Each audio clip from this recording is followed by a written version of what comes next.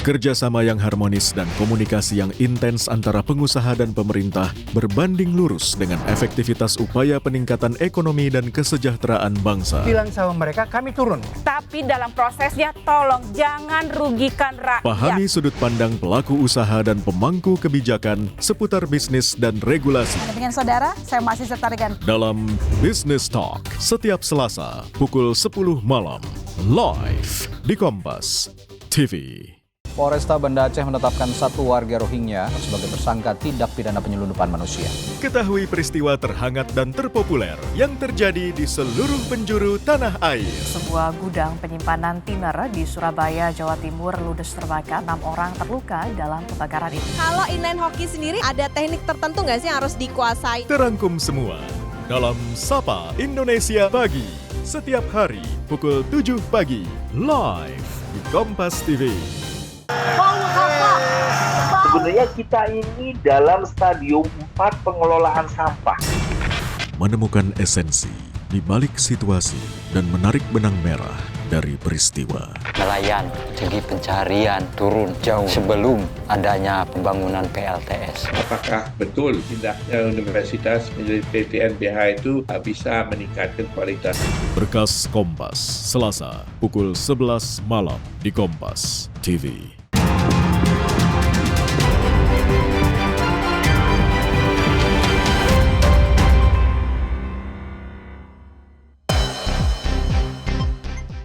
Dokter spesialis mogok Poliklinik RSUD lumpuh.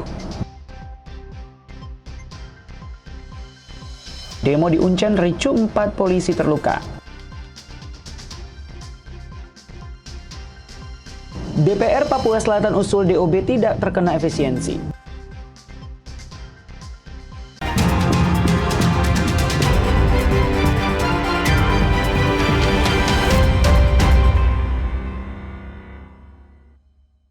Selamat pagi saudara, apa kabar Anda hari ini? Selain ketiga informasi tadi, sejumlah informasi dan berita menarik lainnya akan kami hadirkan untuk mengisi rangkaian berita Kompas Merauke hari ini. Selama 30 menit ke depan, bersama saya Frankie Wohel, inilah Kompas TV depan dan terpercaya.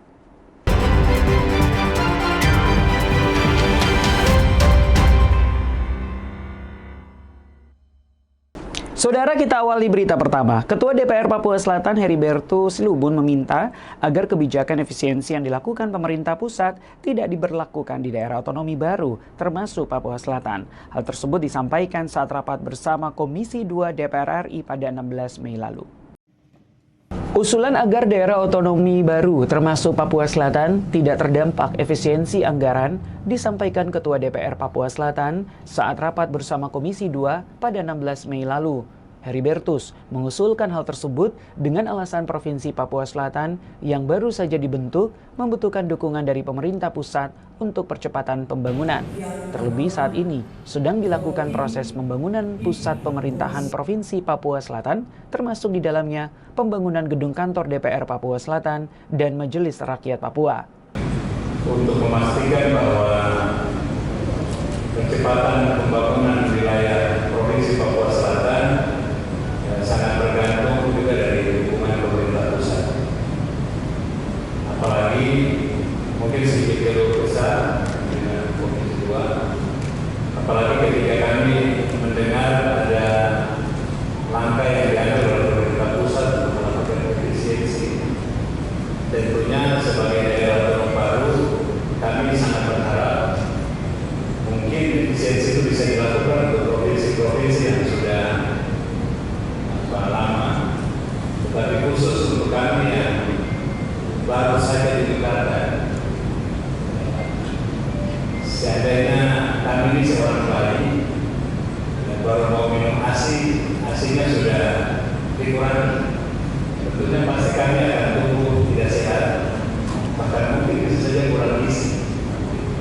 Informasi terakhir, pembangunan infrastruktur di pusat pemerintahan Provinsi Papua Selatan baru mencapai 11%, sementara tenggat waktu pada Desember tahun ini. Dengan kondisi tersebut, DPR Papua Selatan berharap dukungan Komisi 2 DPR RI untuk percepatan pembangunan di DOB ini. Syarif Cimar, Kompas TV Merauke, Papua Selatan.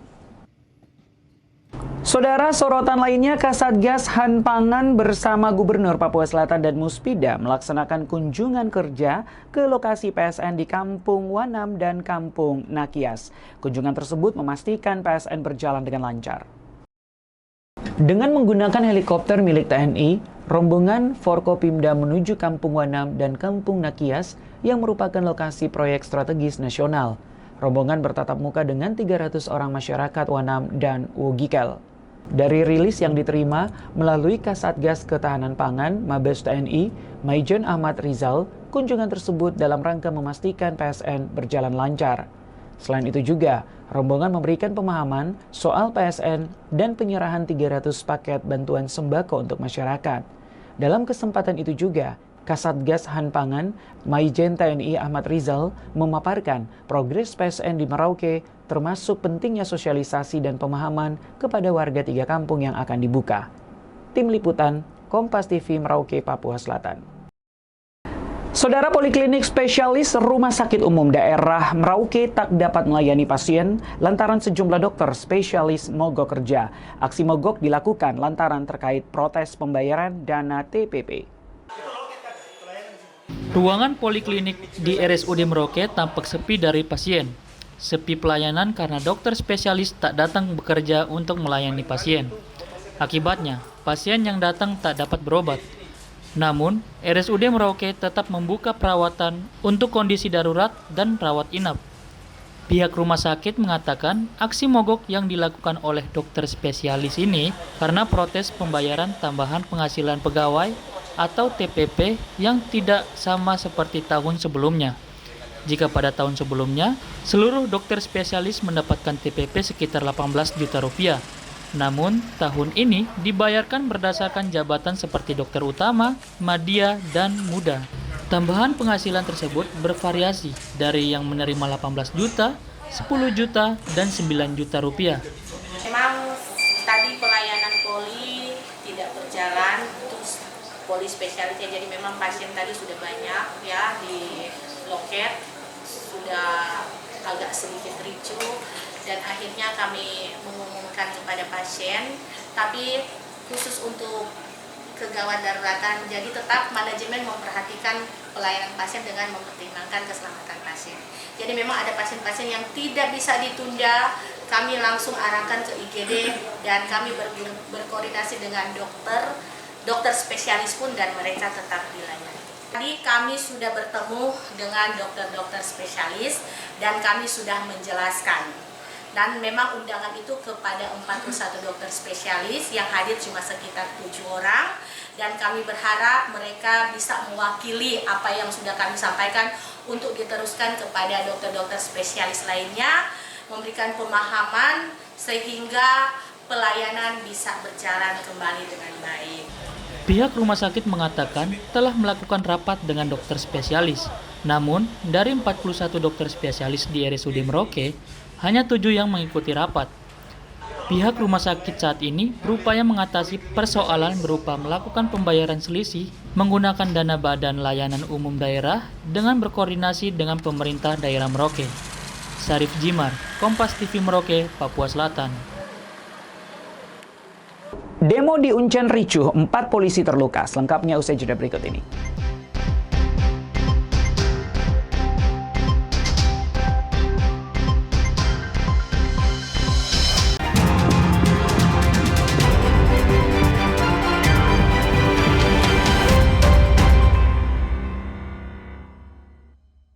Kerjasama yang harmonis dan komunikasi yang intens antara pengusaha dan pemerintah berbanding lurus dengan efektivitas upaya peningkatan ekonomi dan kesejahteraan bangsa. Bilang sama mereka, kami turun. Tapi dalam prosesnya tolong jangan rugikan rakyat. Pahami sudut pandang pelaku usaha dan pemangku kebijakan seputar bisnis dan regulasi. Dengan saudara, saya masih Setargan. Dalam Business Talk, setiap Selasa, pukul 10 malam.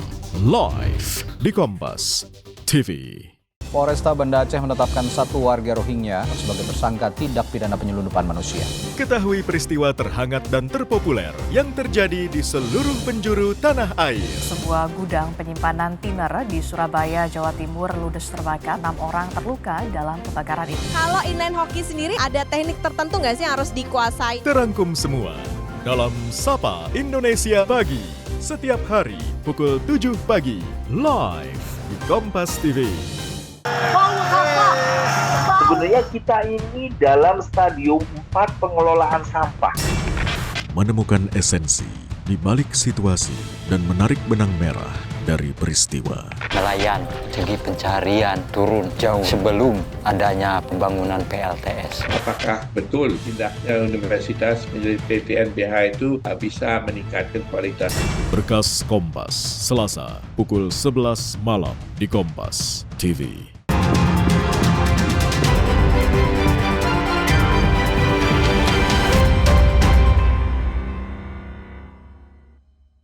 Masih bersama saya Frankie Wahel dalam Kompas Merauke. Dari Jayapura, saudara, aksi demo mahasiswa Universitas Cendrawasih menolak uang kuliah tunggal berujung ricuh. Mahasiswa melempar aparat yang berjaga dan membakar 1 unit truk polisi. Ratusan mahasiswa Universitas Cendrawasih menggelar aksi demonstrasi menolak uang kuliah tunggal atau UKT di Gapura Kampus Uncen, Perumnas 3 Waena, Distrik Heram, dan Kampus Uncen Abepura, Distrik Abepura, Kota Jayapura, Papua. Aksi penyampaian aspirasi oleh mahasiswa Uncen terkait pembayaran uang kuliah yang awalnya berjalan aman berubah menjadi ricuh ketika mahasiswa ingin melumpuhkan aktivitas akademik. Kapolresta Jayapura Kota menjelaskan, awalnya penyampaian aspirasi sejatinya sudah terlaksana dan didengarkan langsung oleh pihak kampus yang diwakili oleh Wakil Rektor 3 Universitas Cendrawasih.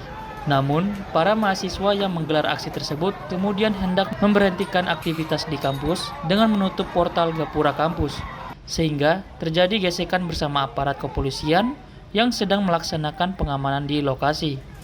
Lebih lanjut kata Kapolresta, gesekan yang terjadi berupa tarik-menarik antara aparat kepolisian dan para mahasiswa yang kemudian berakhir ricuh serta anarkis karena terjadi pelemparan batu dari pihak mahasiswa kepada aparat kepolisian. Dari aksi ricuh tersebut, 1 unit mobil truk dinas kepolisian hangus dibakar oleh massa aksi dan 4 personel Polresta menjadi korban lemparan batu yang mengakibatkan memar, bocor hingga luka robek dan kini sedang mendapatkan perawatan medis di Rumah Sakit Bayangkara. 4 personel Polresta yang harus mendapatkan perawatan medis akibat lemparan batu dari massa aksi Kasat Samapta AKP Richard Rumboy, Aibda Nur Salam, Bribtu Aan Krisanto, dan Bribtu Diki. 10 lewat dan diawali dengan aksi penyampaian aspirasi daripada beberapa mahasiswa terkait dengan biaya pendidikan di kampus. Memang sudah diterima oleh pihak rektorat, diwakili oleh Wakil Rektor 3 untuk menerima aspirasi dari para mahasiswa. Namun ada kehendak lain sehingga mereka memaksakan untuk menghentikan aktivitas kampus dengan tujuan menutup pintu gerbang. Itu yang menjadi permasalahan tarik-menarik antara petugas dengan pihak kampus dan juga pihak pendemo. Akhirnya terjadi pelemparan oleh massa kepada aparat.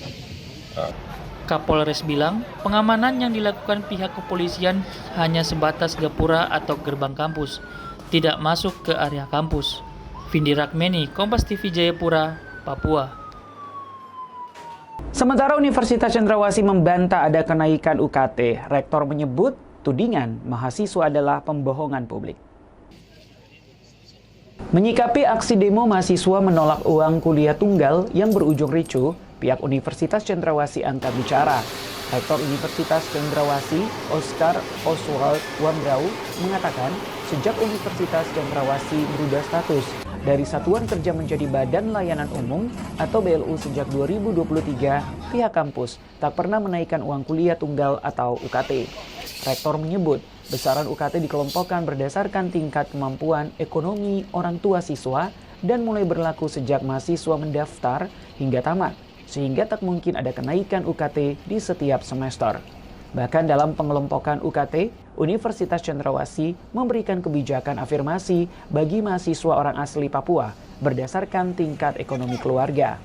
Untuk itu, Rektor menegaskan bahwa tudingan mahasiswa terkait kenaikan UKT hingga 8 juta rupiah adalah pembohongan publik. Sejak tahun 2023, tepatnya di atas tanggal 22 Mei 2023, itu tidak pernah ada kenaikan UKT sama sekali. Dasarnya semua ada, dokumen yang kami sertakan dalam kesempatan klarifikasi di sore hari ini berkaitan dengan besaran UKT yang kami tetapkan mulai dari 2023, 2024, dan 2025. Itu semua UKT yang terjadi adalah UKT yang mulai berlaku dari 2023. Kenapa dari 2023? Karena di mana di saat itu, tepat tanggal 22 Mei 2023, Universitas Cendrawasih berubah status dari Satir menjadi PTN BLU. Nah, di mana ketentuan dari PTN BLU adalah tidak boleh menaikkan UKT. Sehingga saya mau pastikan di sini bahwa tidak benar kita menaikkan UKT sampai 8 juta. Sementara terkait dengan tindakan mahasiswa yang anarkis, Rektor mengatakan saat ini pihaknya masih melakukan identifikasi. Jika sudah terungkap, maka mahasiswa yang terlibat aksi anarkis akan diberikan sanksi akademik. Vindi Rakmeni, Kompas TV, Jayapura, Papua. Kita menuju ke Maluku, Saudara. Banjir yang melanda wilayah Batabual, Kabupaten Buru, kembali menghambat aktivitas belajar mengajar. Para siswa ini tidak bisa ke sekolah karena banjir besar terus menerjang, serta sulitnya akses jalan dan jembatan untuk menyeberang ke sekolah mereka pada Selasa 20 Mei 2025.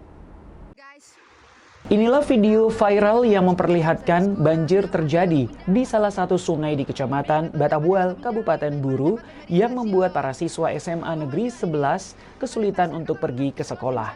Derasnya arus air dan ketiadaan akses jembatan yang aman memaksa kegiatan belajar mengajar dihentikan sementara.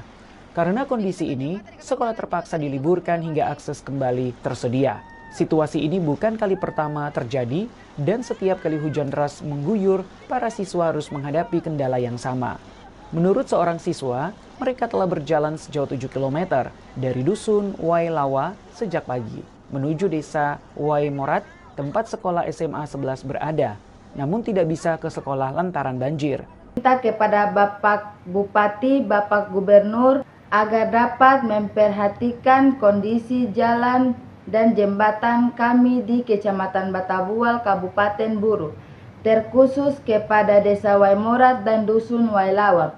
Salah satu guru mengaku, kondisi seperti ini kerap terjadi jika sudah musim penghujan. Tak hanya pelajar SMA, SMP dan SD dari Dusun Wailawa juga tidak bisa ke sekolah kalau sudah hujan deras melanda Batabual. Upaya pemerintah memang pernah dilaksanakan, sudah 2 kali penggusuran. Namun persoalan jembatan kemudian jalan ini juga sampai saat ini belum ada tindak lanjut dari pemerintah daerah, pemerintah provinsi. Siswa dan warga setempat berharap pemerintah segera membangun jembatan serta jalan raya yang layak agar akses warga lancar karena ketika musim penghujan akses ke kota Namlea menjadi lumpuh. Yahya Lating, Kompas TV Buru, Maluku. Oknum polisi terekam CCTV mencuri dan melecehkan anak di bawah umur. Selengkapnya usai jeda berikut ini.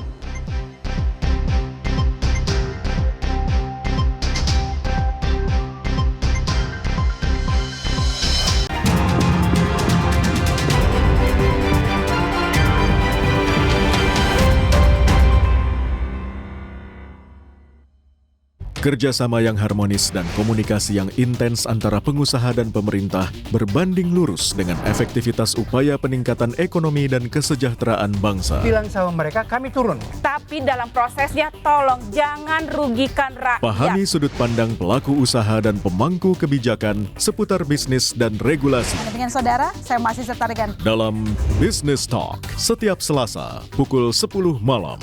Live di Kompas TV. Polresta Banda Aceh menetapkan 1 warga Rohingya sebagai tersangka tindak pidana penyelundupan manusia. Ketahui peristiwa terhangat dan terpopuler yang terjadi di seluruh penjuru tanah air. Sebuah gudang penyimpanan tiner di Surabaya, Jawa Timur ludes terbakar. 6 orang terluka dalam kebakaran ini. Kalau inline hoki sendiri ada teknik tertentu nggak sih yang harus dikuasai? Terangkum semua dalam Sapa Indonesia Pagi. Setiap hari pukul 7 pagi, live di Kompas TV.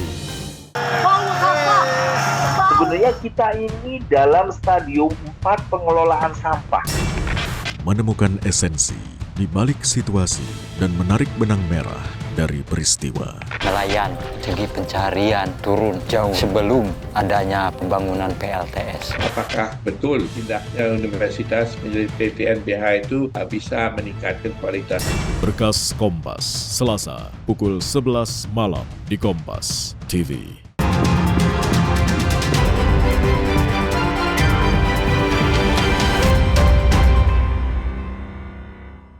Masih bersama saya Frankie Wohel dalam Kompas Merauke.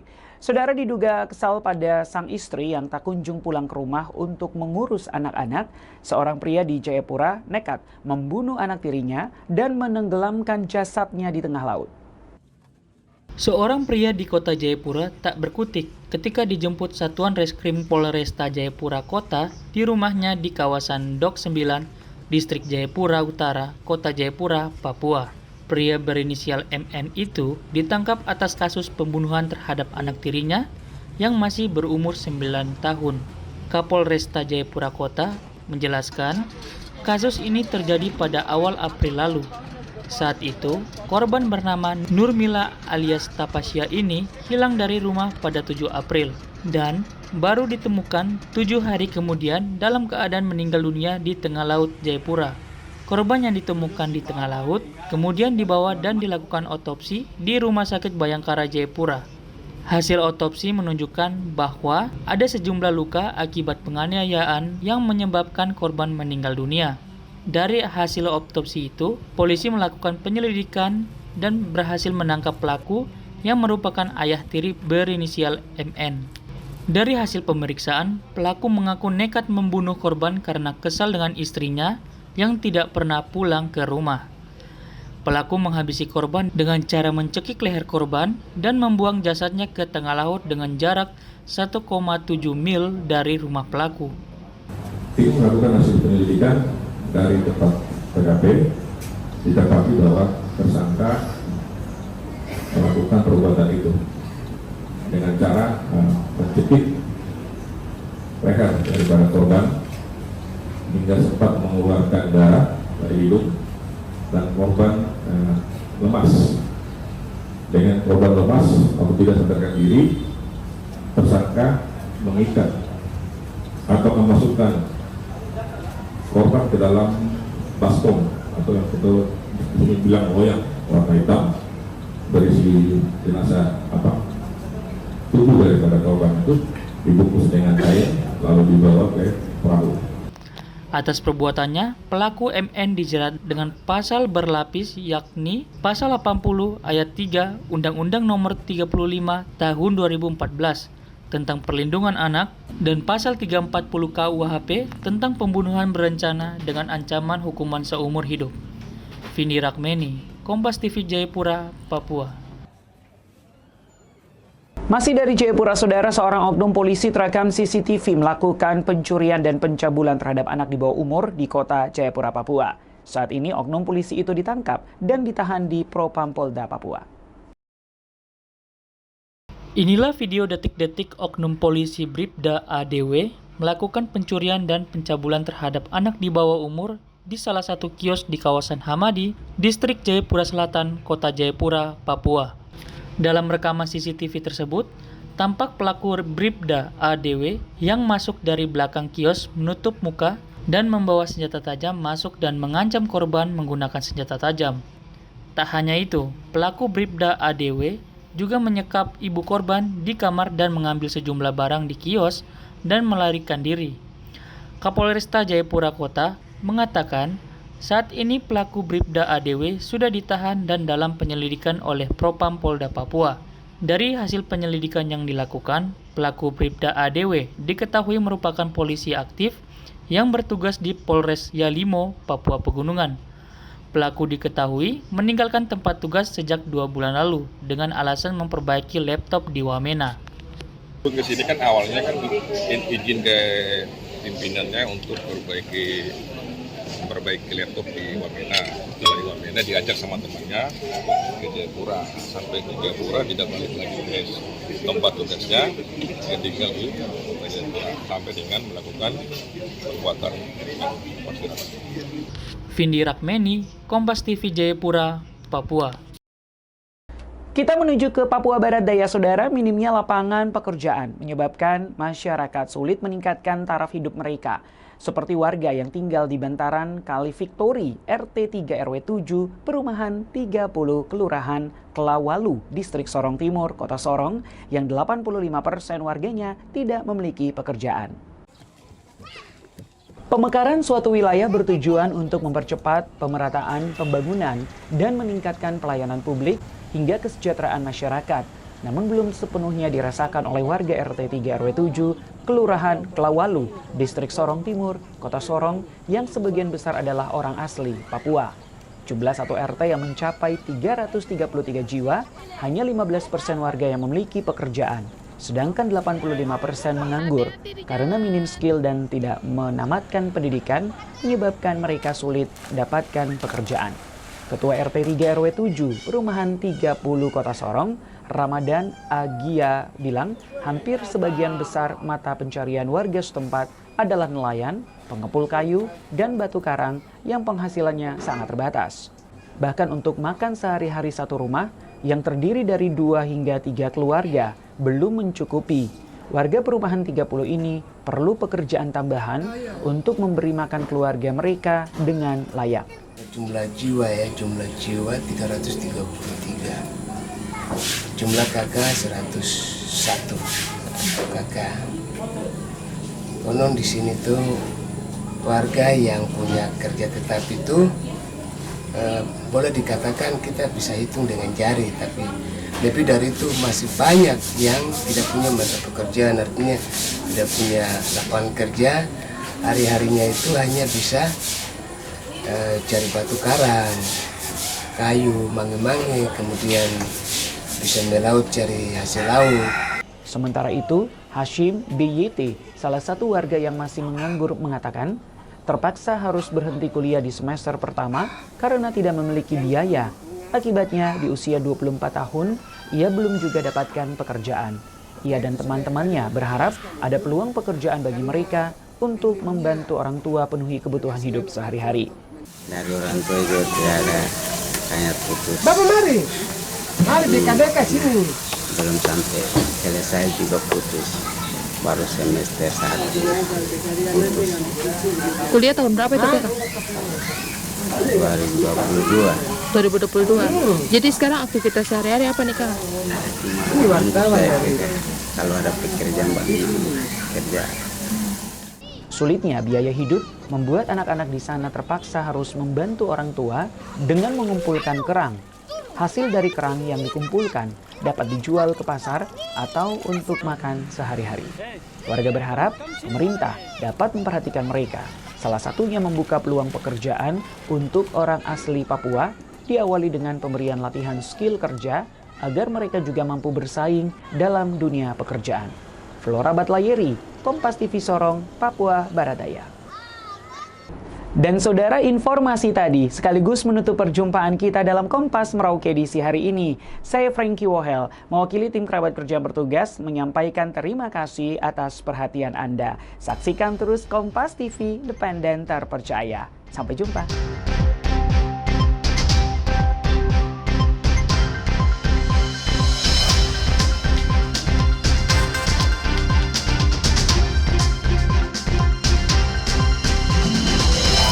Kerjasama yang harmonis dan komunikasi yang intens antara pengusaha dan pemerintah berbanding lurus dengan efektivitas upaya peningkatan ekonomi dan kesejahteraan bangsa. Bilang sama mereka, kami turun. Tapi dalam prosesnya tolong jangan rugikan rakyat. Pahami sudut pandang pelaku usaha dan pemangku kebijakan seputar bisnis dan regulasi. Dengan saudara, saya masih Setarigan. Dalam Business Talk, setiap Selasa pukul 10 malam, live di Kompas TV.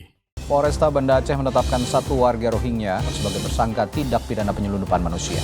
Ketahui peristiwa terhangat dan terpopuler yang terjadi di seluruh penjuru tanah air. Sebuah gudang penyimpanan thinner di Surabaya, Jawa Timur ludes terbakar. 6 orang terluka dalam kebakaran ini. Kalau inline hoki sendiri ada teknik tertentu nggak sih yang harus dikuasai? Terangkum semua dalam Sapa Indonesia Pagi. Setiap hari pukul 7 pagi live di Kompas TV. Sebenarnya kita ini dalam stadium 4 pengelolaan sampah. Menemukan esensi di balik situasi dan menarik benang merah dari peristiwa. Nelayan segi pencarian turun jauh sebelum adanya pembangunan PLTS. Apakah betul tindaknya universitas menjadi PTNBH itu bisa meningkatkan kualitas? Berkas Kompas, Selasa pukul 11 malam di Kompas TV.